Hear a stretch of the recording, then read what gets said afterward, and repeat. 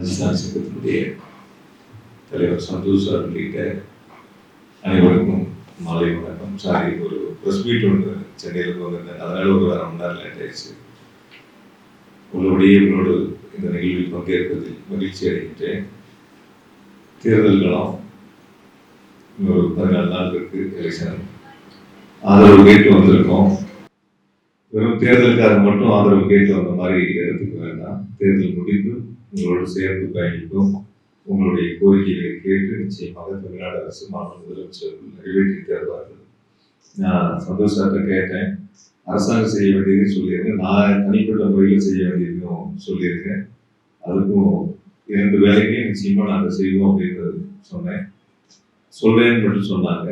அதனால என்ன நீங்க கலந்து பேசி அரசாங்கத்திட்ட நாங்கள் இதெல்லாம் சொல்றோம், நீங்க செய்யணும் அப்படின்னாலும் அதுக்கு நாங்கள் பொறுப்பெடுத்துக்கிறோம். தனிப்பட்ட முறையில் நீங்க இதெல்லாம் செய்யணும். ஏன்னா நிறைய மருத்துவ சாலைகள் இருக்கு, மற்ற பணிகள், மருத்துவம் சார்ந்த பணிகள் முன்னெடுக்கிறோம். அது சம்பந்தமா உங்களோடு சேர்ந்து நிச்சயமா எங்களுடைய பங்களிப்பும் உறுதியா இருக்கும் அப்படிங்கிறது மட்டும் நான் இந்த நேரத்துல உறுதியா சொல்லிக்கிறேன்.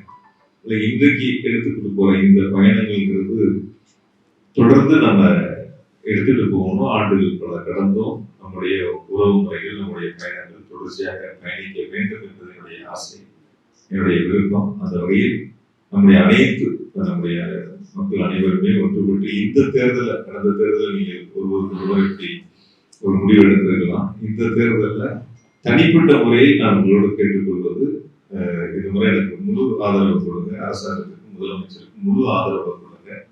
இன்னொரு 5 வருஷம் நீங்க பாருங்க எப்படி நாங்க செய்யறோம், என்ன மாதிரியான உங்களுடைய கோரிக்கைகளை நிறைவேற்றோம், எப்படி கோவிலினுடைய வளர்ச்சிக்கு நாங்கள் பாடுபடுகின்றோம், திட்டங்களை கொண்டு வந்து சேர்க்கிறோங்கிறத நீங்க பார்த்தீங்கன்னா உங்களுக்கு தெரியும். இந்த 5 வருஷத்துலேயே செம்மொழி பூங்கா இருக்கட்டும், இது ஜிடி நாயகர் மேம்பால மக்களாக இருக்கட்டும், பெரியார் லைப்ரரியா இருக்கட்டும், வெஸ்டர்ன் பைபாஸா இருக்கட்டும், ஹாக்கி ஸ்டேடியமா இருக்கட்டும், இப்படி நிறைய ஸ்கீம் மாற்றலாம் அந்த 5 வருஷத்துல கோரிக்கை கொடுத்துருக்காங்க. இன்னொரு நான் சிறப்பு சொல்லணும்னா, நம்ம கார்பரேஷனுக்கு மட்டும் ஒரு 8700 கோடி ரூபாய்க்கு இந்த 5 வருஷத்துல மட்டும் வேலை நடந்திருக்கு. அது ஒரு 1706 கிலோமீட்டர் ரோடு மட்டும் போட்டிருக்கு. கார்பரேஷனுக்குள்ள 760 ரூபாய்க்கு ரோடு மட்டும் போட்டிருக்கு. அந்த அளவுக்கு அடிப்படை வசதிகள் மாநில முதலமைச்சர் நிதிகளை கொடுத்து செஞ்சு கொடுத்துருக்காங்க. இன்னும் செய்ய வேண்டியது நிறைய இருக்கு. தொழில் வளர்ச்சியா இருக்கட்டும், மற்ற இதர பணிகளா இருக்கட்டும். நிச்சயமா இந்த 5 ஆண்டுகள் அன்னைக்கு கடைசியா மாநில முதலமைச்சர்கள் இங்க தேர்தல் பிரச்சாரத்துக்கு வரும்போது கூட சொன்னாங்க, சென்னை தவிர மற்ற மாவட்டங்கள் அதிகமாக கலந்து கொண்ட நிகழ்ச்சியில கலந்துக்கிட்ட மாவட்டம் கோவை மாவட்டம் அப்படின்னு ஒரு பெருமையோடு சொன்னாங்க. அப்படி சொல்றாங்கன்னா அது கோவை மக்கள் மீது மாநில முதலமைச்சர் இருக்கக்கூடிய அன்பு பாசத்தையும் காட்டுறது.